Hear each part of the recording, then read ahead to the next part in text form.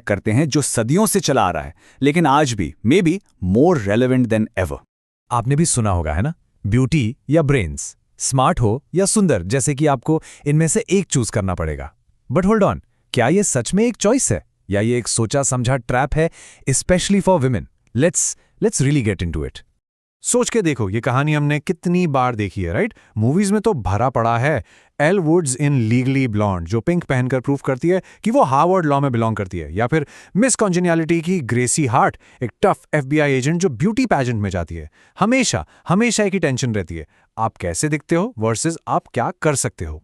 Okay, तो सबसे पहले बात करते हैं प्रिटी प्रिविलेज की। सुना तो बहुत होगा, पर क्या ये सच है? क्या गुड लुकिंग होने से लाइफ आसान हो जाती है, या एज ऑलवेज कहानी में एक ट्विस्ट है? साइकोलॉजी में एक सुपर इंटरेस्टिंग कॉन्सेप्ट है, what is beautiful is good stereotype. इसको हेलो इफेक्ट भी बोलते हैं। It's simple really. हम सबकॉन्शियसली एज्यूम कर लेते हैं कि जो लोग अट्रैक्टिव हैं वो दूसरी चीज़ों में भी अच्छे होंगे, more intelligent, more honest, you get the idea. ये एक बायस है जो हमारे दिमाग में वायर्ड है। और इसका असर, ओहो, इट्स वेरी रियल।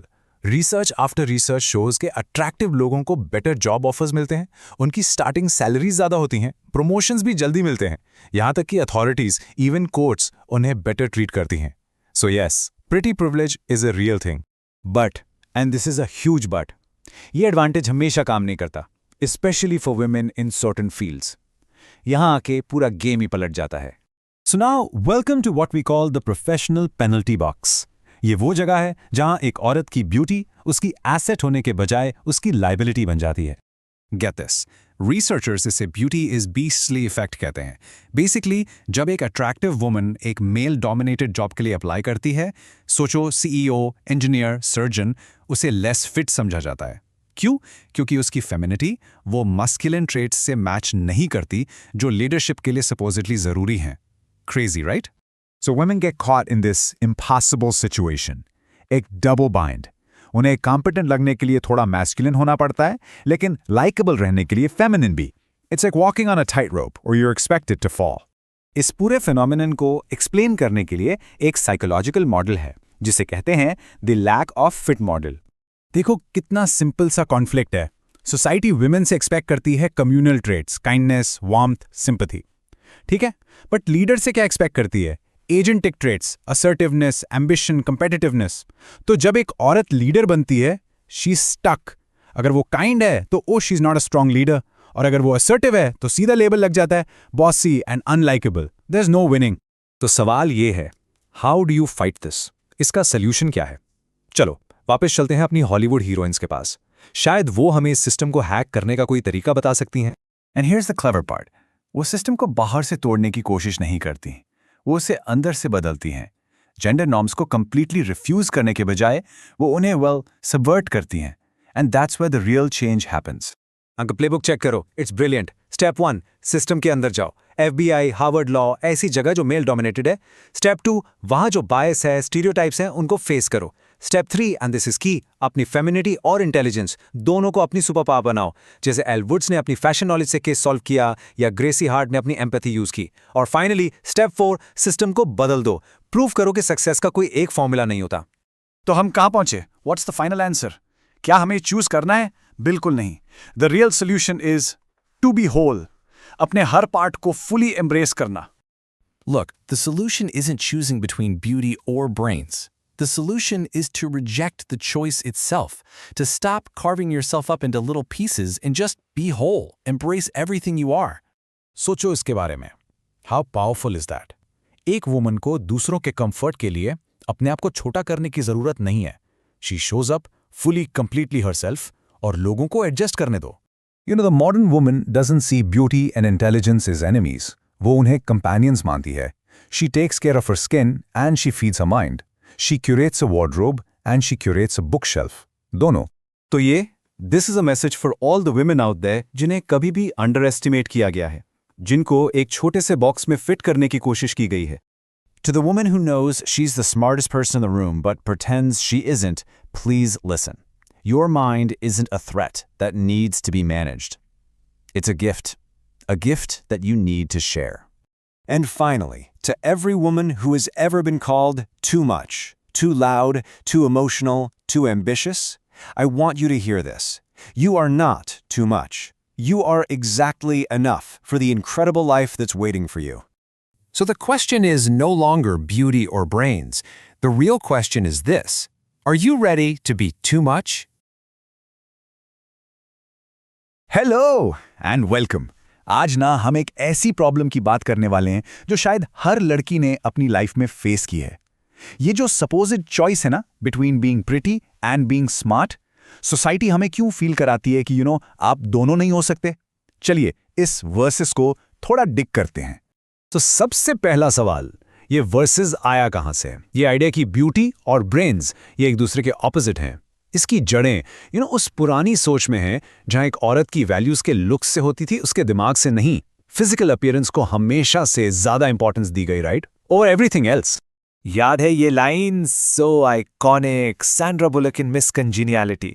ये ना एक परफेक्ट एग्जाम्पल है कि पॉप कल्चर इस आइडिया को कैसे हमारे दिमाग में फिट करता है कि अगर एक औरत सुंदर दिखने पर फोकस कर रही है तो वो शायद स्मार्ट नहीं हो सकती। पर क्या सच में इतना सिंपल है? Let's find out. ओके, सो इस स्टीरियोटाइप को तोड़ने के लिए सबसे पहले चलते हैं फिल्मों की दुनिया में, क्योंकि मूवीज ने ये डम ब्लॉन्ड स्टीरियोटाइप बनाया भी और फिर कुछ अमेजिंग कैरेक्टर्स के थ्रू इसे तोड़ा भी है।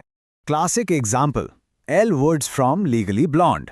याद है, उसके बॉयफ्रेंड ने उसे डंप कर दिया बिकॉज वो टू ब्लॉन्ड थी। एक मैरिलिन, सीरियस जैकी मटीरियल नहीं। बट रियलिटी क्या थी?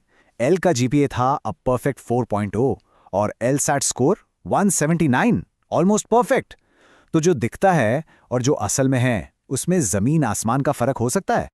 और ये स्ट्रगल सिर्फ एल का नहीं था। सोचो, ग्रेसी हार्ट, एक एफबीआई एजेंट, उसको भी लगता था कि ब्यूटी पैजेंट्स तो बिम्बोस के लिए हैं। और फिर आती है Barbie, I mean the OG icon of beauty. उसको भी अपनी आइडेंटिटी, अपनी लुक्स से परे जाकर ढूंढनी पड़ी। ये तीनों कैरेक्टर्स है ना, उसी सोसाइटल प्रेशर को दिखाते हैं जो हम सब फेस करते हैं। तो फिर इन फिल्मों का असली मैसेज क्या है? एक्चुअली ये थर्ड वेव फेमिनिज्म को रिप्रेजेंट करती हैं। मतलब सिंपल, फेमिनिनिटी को रिक्लेम करना, ये प्रूव करना कि फेमिनिन होना कोई वीकनेस नहीं बल्कि एक सुपर पावर हो सकती है। हाँ, आप पिंक पहन सकते हो और हार्वर्ड लॉ में टॉप भी कर सकते हो। ये दोनों चीजें एक साथ बिल्कुल पॉसिबल हैं। ओके, सो फिल्म ऑन से निकलकर अब आते हैं रियल वर्ल्ड में। Let's flip the coin. क्या सुंदर होने के कुछ एडवांटेजेस भी हैं? Well, for sure. Social science में ना एक चीज है जिसे कहते हैं ब्यूटी इज गुड स्टीरियोटाइप। ये एक तरह का मेंटल शॉर्टकट है। हम ऑटोमेटिकली मान लेते हैं कि जो लोग फिजिकली अट्रैक्टिव हैं वो दूसरी चीजों में भी अच्छे होंगे, intelligent, successful, you name it. और इसके रियल वर्ल्ड फायदे हैं, better jobs, higher salaries, the whole package. But, और ये एक बहुत बहुत बड़ा बट है, ये एडवांटेज औरतों के लिए स्पेशली प्रोफेशनल वर्ल्ड में हमेशा अ गुड थिंग नहीं होता। और यहां पिक्चर में आता है इसका opposite, the beauty is beastly effect. जब एक औरत की सुंदरता उसके लिए एक एडवांटेज नहीं बल्कि एक पेनल्टी बन जाती है।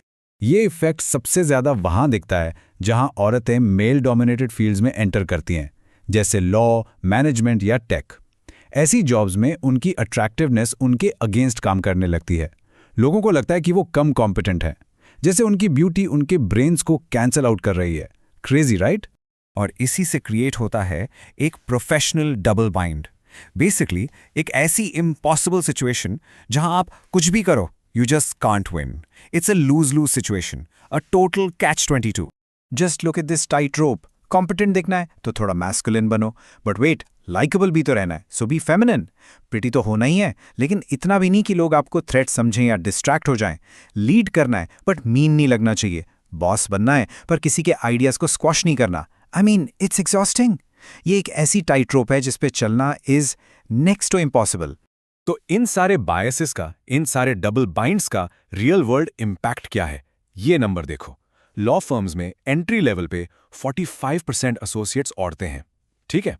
लेकिन जब आप टॉप पे जाते हो, पार्टनर लेवल पे, ये नंबर सडनली ड्रॉप होकर सिर्फ 19.9% रह जाता है। कहाँ गए बाकी सब? This is the glass ceiling. और ये इन्हीं इम्पॉसिबल एक्सपेक्टेशंस की वजह से और भी टफ हो जाती है। तो इतनी सारी बातों के बाद आखिरी बात क्या है? What's the final takeaway? ये आखिरी सेक्शन ये आप सबके लिए है, हर उस औरत के लिए जो यहां तक आई है। सबसे पहले ये बात अपने दिमाग में डाल लो, तुम कोई बिफोर फोटो नहीं हो जो एक आफ्टर मोमेंट का वेट कर रही है। तुम कोई इनकम्प्लीट प्रोजेक्ट नहीं हो जिसे आके कोई दूसरा फिक्स करेगा या अप्रूव करेगा। You are not a persona जिसे पब्लिक के लिए केयरफुली बनाया गया है। तुम जैसी भी हो अभी, इसी पल, you are whole. So here's your power. 3 चीजें जो तुम्हारी हैं। ब्यूटी, वो तुम डिफाइन करोगी। इंटेलिजेंस, वो तुम क्लेम करोगी विथ फुल कॉन्फिडेंस। और तुम्हारी पर्सनैलिटी, उसको अनलीश करो बिना किसी डर के। वो औरत जो तुम बन रही हो, यू नो द वन जो अपने आप को छोटा करना बंद कर चुकी है, जो हर बात के लिए माफी मांगना बंद कर चुकी हैं, वो हमेशा से यही थी, तुम्हारे अंदर। वो बस तुम्हारा वेट कर रही थी कि तुम उसे बाहर आने दो। Thank you.